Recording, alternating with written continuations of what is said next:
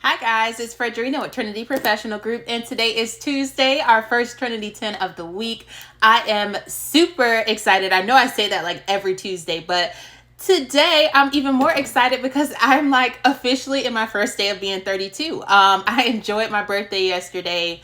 It was so nice to be home and just kind of relax and chill out. I also had my strategy call. Oh my goodness. So my strategy call was so impactful. I had a chance to talk to some wonderful ladies and realize that like while we're in business, as humans, as women, we have so much in common. And I can't tell you how happy that made me, how impactful I felt like my strategy call went, because not only were we talking about infrastructure, not only were we talking about strategy and more of like the businessy topics, we were actually talking on a woman to woman level and realizing that we all have so many things that kind of influence the amount of energy we can put into our business, or influences the amount of energy we can put into learning a new skill or going to that next level like we all want to do. So I had a chance to have that conversation and it was incredible. So you guys have to stay tuned. I will be having another strategy slash perspective shifting type of call here towards the end of the year. So make sure you stay tuned for the announcement on that.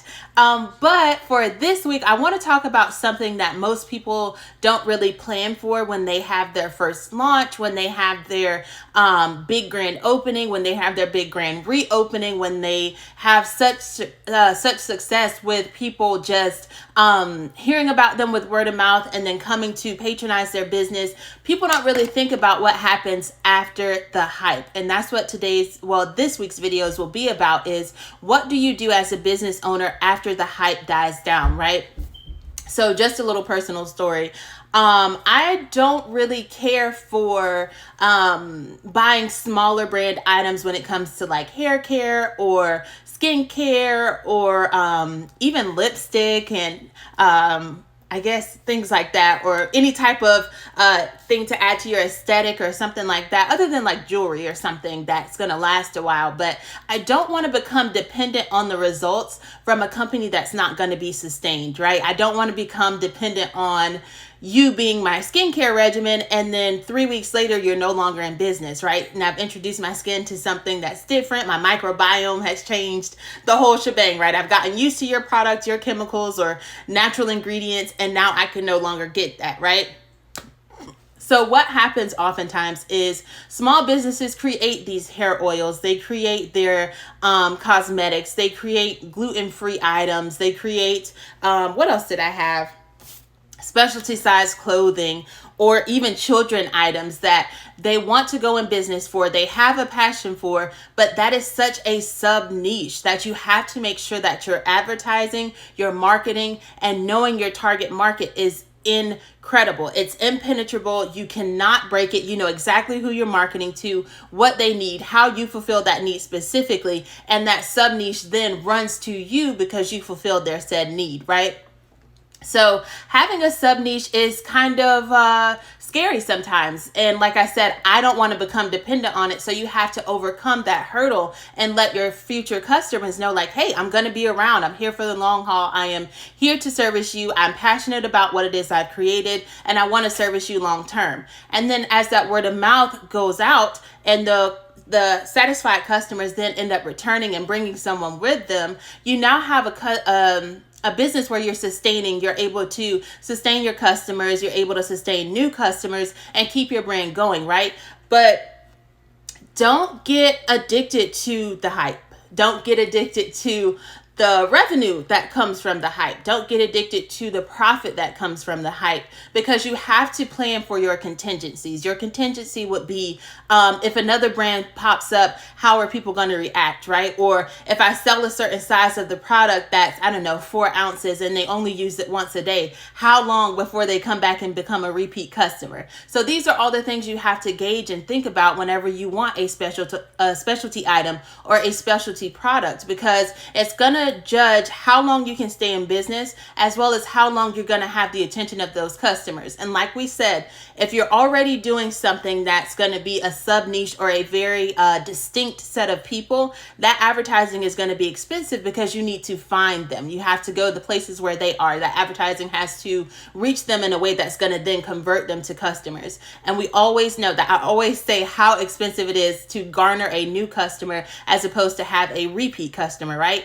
But if your initial planning isn't in a way that will keep that customer coming back, if your initial planning is oversized or your initial planning is overpriced even, there are so many little things that you have to account for. The minutia is going to be where it comes in because your subset is so specific already. They're going to have specific needs. So if you have an organic skincare line, maybe watch the ounces that you have and kind of keep them coming back, so to speak. Also, just stay transparent about what's in it. Keep them wanting to come back or give it to a fellow family member or a friend or a coworker or someone like that. Keep it where they can't help but come back to you because only what you have benefits them as well as the subset that they're a part of. So, I want to make sure that like just because you sell out overnight doesn't mean you're going to continue to have that. And you don't want to go out and engage or get debt or try to get more capital to expand yourself based on what you're doing while you're new or while the hype is there, right? And so when you have your revenue coming in, you also want to be sure that you are planning in piles. You are separating your money in piles to be on that contingency, to plan it in a way where you have a new product lined up within the next 3 months to keep those customers engaged, keep them coming back, keep them knowing that you're working on new products, you're formulating things to continue to help them with the same quality of care that you had at the beginning, because that's going to have them be repeat customers as opposed to you trying to gain new ones, right? And you've already invested so much in trying to create a new product, or you've already invested so much in trying to advertise to that sub niche that you don't want to incur more debt or more costs or more of a gap in between even breaking even or between becoming profitable. You want to make sure that you watch everything you do, especially if you're in a sub niche. And you want to, like I said earlier, build that confidence in your customers. Like here, you can become addicted to my brand. It is okay. You can trust my brand. You can trust me to be around. I'm always going to be here to service you. That's important because everybody's around when it's the hype, when you have gone viral, when you have had an impact on a certain family and they constantly buy from you, or you've had an impact on a certain group of employees or someone who continue to buy from you. That's okay. But you can't always rely on that one set of customers, or even in this case, that subset of customers, because you need so many more people to keep that engine going. And also you need them to stay so you can further expand, right? So I want to make sure that just when we plan things and we do niche down, you know, you're in the beauty industry, now you're niching down on hair oil or whatever it is, you want to make sure that you pay attention to what it is that you're doing and how you plan your continuity, how you plan to stay in that area, how you plan to continue to service your customers, how you plan to even expand within that one little area that you've already carved out. Because you want to be in a place where you keep them coming back, but also create a cult following in the way that they don't try any other product despite having the other alternatives out there, right? No matter how much of a sub niche you are, there's always a competitor. And if that competitor isn't here in the States, that competitor is definitely in China. We know their copyright and infringement laws are a lot looser, if that's even a word, than they are in the United States. So you want to make sure that you have a way of getting to your clients, getting to your subset, getting to your market or your sub market even in a way that makes them only want to be dependent on you.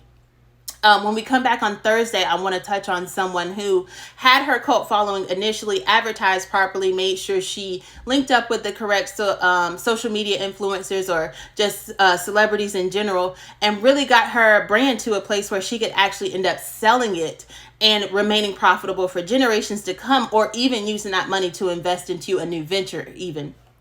So I just wanted to let you guys know, like, hey, yeah, it's cool to go viral. It is amazing, but you don't want to do all of the things as a reaction to that success. You don't want to garner more debt. You don't want to hire a bunch of employees. You don't want to even buy a lot of product for packaging that's going to last for months at a time. You want to be very careful of how you gauge your success, because that's going to be a direct correlation to how long you can stay successful and how long you can service your clients adequately. All right. So of course, my name is Fredrina with Trinity Professional Group. As always, visit trinityprofessionalgroup.com. Make sure you stay in the loop, because I will be releasing the date of another strategy slash entrepreneur call, and it's going to be great. So again, Fredrina, Trinity Professional Group, and I'll see you guys on Thursday. Have a great night.